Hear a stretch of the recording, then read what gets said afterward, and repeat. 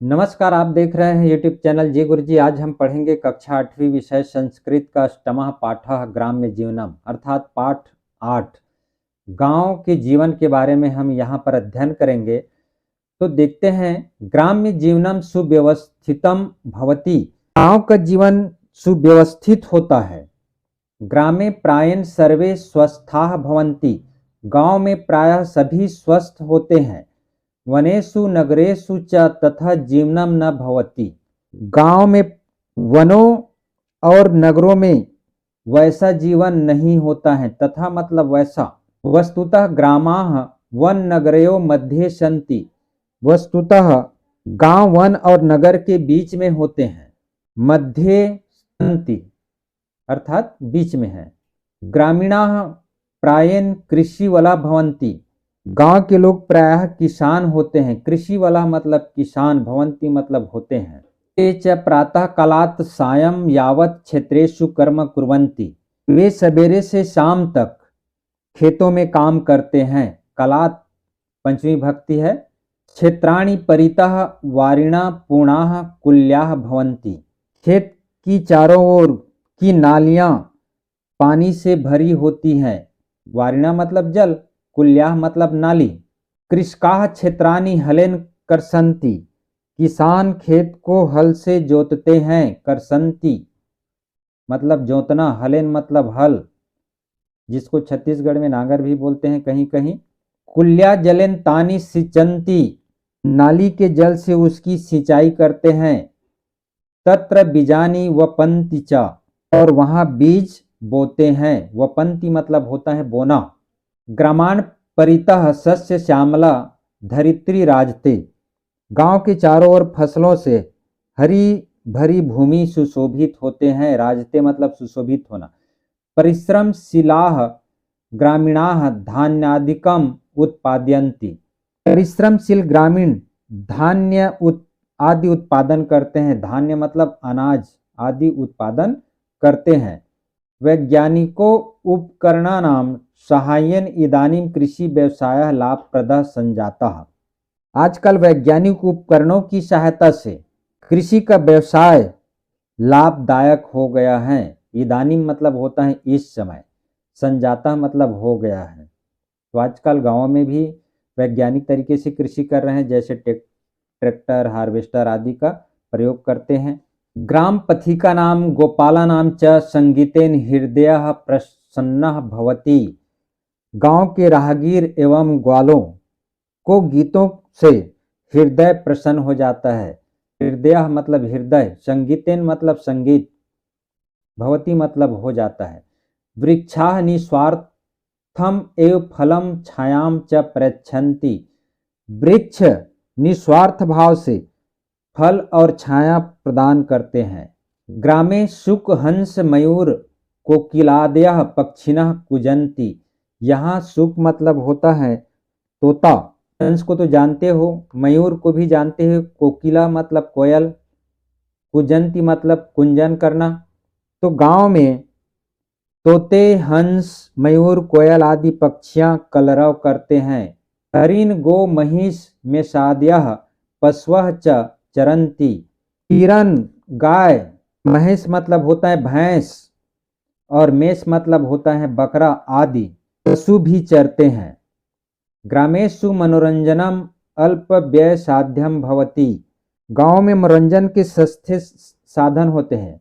गांव में मनोरंजन के सस्ते साधन होते हैं। ग्रामेषु यहाँ पर सप्तमी बहुवचन है। ग्रामेषु गांव में। धूली धूसरिताः बालकाः क्रीडां कुर्वन्ति। धूली मतलब होता है धूल, धूसरित मतलब तने हुए या नहाए हुए। तो धूल में नहाए हुए बालक खेलते हैं। जीवन रक्षार्थम अंत्योपयोगिनी वायुजलादिनी ग्रामेषु प्रचुराणि यथा लभ्यन्ते तथा न नगरेषु। जीवन की रक्षा हेतु, रक्षार्थम मतलब रक्षा हेतु, अत्यंत उपयोगी वायु जल आदि से पर्याप्त मात्रा में, प्रचुराणी मतलब पर्याप्त मात्रा में जिस तरह प्राप्त होता है, वैसा नगरों में नहीं होता है। न नगरेषु अर्थात नगरों में नहीं होता। यहाँ पर नगरेषु सप्तमी विभक्ति बहुवचन है। ग्राम्य जीवनम सदाचार संपन्नम धार्मिकम च भवति।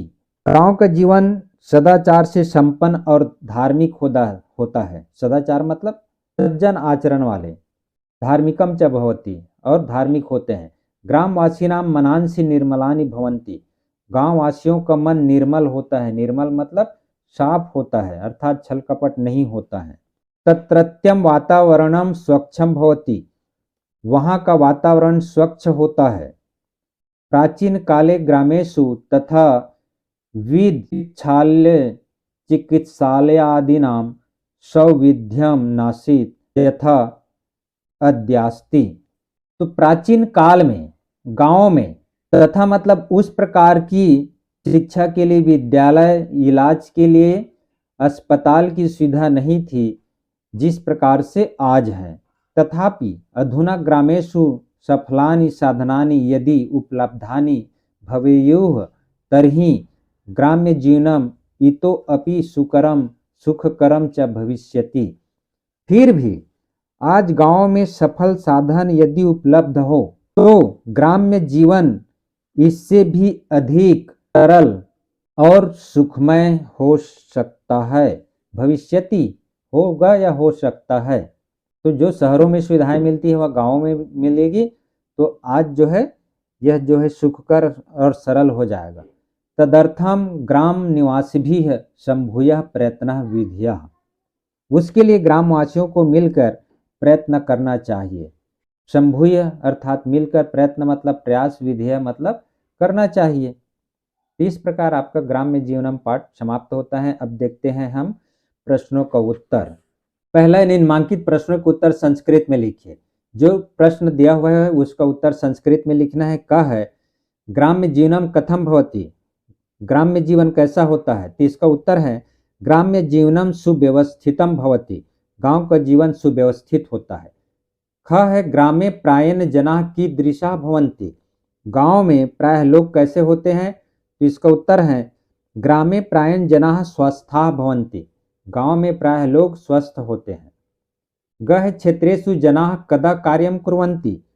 गांव में प्रायः लोग कैसे कार्य करते हैं। तो इसका उत्तर होगा क्षेत्रेषु जनाः प्रातः कालात् सायं यावत् कार्यं कुर्वन्ति। अर्थात खेतों में लोग सुबह से शाम तक कार्य करते हैं।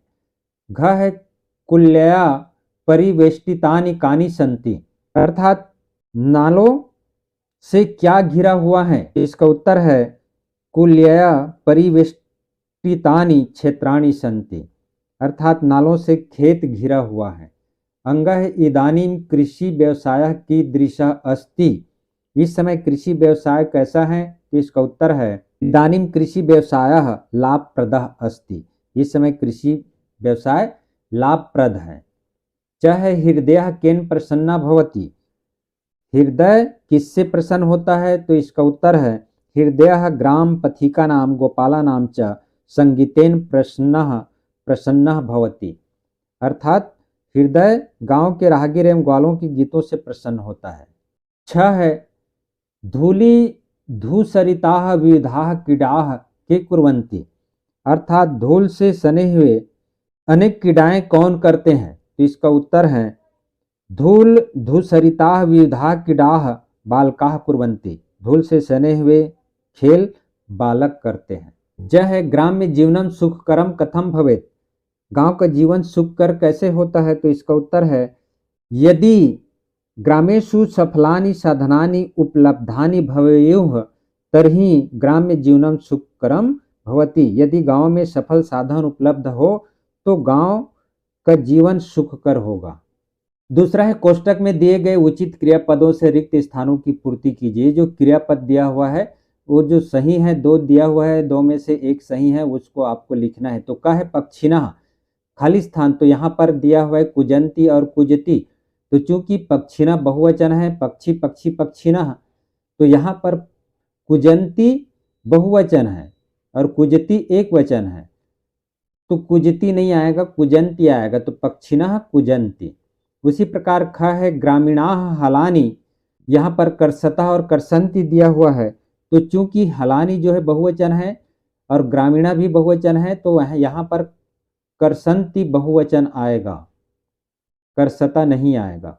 ग है मनांसी निर्मलानी, तो यहाँ पर चूंकि ये जो निर्मलानी बहुवचन है तो भवंती भी बहुवचन है, ये भवंती आएगा। घ है शकलानी साधनानी, तो यहाँ पर भवेयुः आएगा, क्योंकि भवेत भवेताम भवेयुः, तो भवेयुः बहुवचन है, साधनानी भी बहुवचन है, तो भवेयुः आएगा। अंग है ग्राम्य जीवनम सुकरम, भविष्यति आएगा, होगा। और अभवत जो है भूतकाल है, भविष्यति भविष्य काल है, तो ये भविष्यति आएगा। च है ग्रामे सविध्यम, खाली स्थान, यहाँ पर अस्ति और संति दिया है तो अस्ति आएगा, है। उसी प्रकार छ है वातावरणम स्वच्छम, खाली स्थान स्यात् स्युः, तो यहाँ पर स्यात् आएगा। तीसरा प्रश्न है निम्नांकित वाक्यों का संस्कृत में अनुवाद कीजिए। क है गांव कृषि प्रधान होता है, तो संस्कृत में अनुवाद करेंगे तो ग्रामः कृषि प्रधानः भवति। ख है किसान खेतों में काम करता है, तो कृषकः क्षेत्रेषु कार्यम करोति। ग है किसान अन्न उगाता है, कृषकः अन्नम उत्पादयति। घ है गांव में मनोरंजन भी सुलभ है, तो ग्रामेषु, क्योंकि गांव में यहाँ पर सप्तमी विभक्ति का प्रयोग करेंगे, ग्रामेषु मनोरंजानि सुलभः अस्ति। अंग है भारत गांवों का देश है, तो भारतः ग्रामाणाम देशः अस्ति। चौथा है निम्न पदों का समास विग्रह कीजिए। यहाँ पर दिया हुआ है उसका समास विग्रह करना है, तो कुल्या जलेन, तो कुल्याह जलेन होगा इसका समास विग्रह, कुल्याह धन जलेन। सस्य श्यामला, तो सस्येन धन श्यामला। तीसरा है ग्राम्य जीवनम, ग्रामस्य जीवनम। चार है कृषि व्यवसायः, कृषेः व्यवसायः। पांचवा है शिक्षालयः, शिक्षायाः धन आलयः। छठवा है अल्प व्यय साध्यम, अल्प व्ययस्य साध्यम। पांचवा है ग्राम्य जीवनम नामक पाठ के अंतर्गत आए संधि युक्त शब्दों का विच्छेद कर नाम लिखिए, कम से कम 5। तो वहाँ पर आपका जो शब्द आया था, बहुत सारे शब्द है लेकिन आपको 5 कम से कम लिखना है। जैसे एक जगह आया था धान्यादिकम, तो संधि विच्छेद करेंगे धान्यादिकम का, तो धान्य धन आदिकम, दीर्घ स्वर संधि।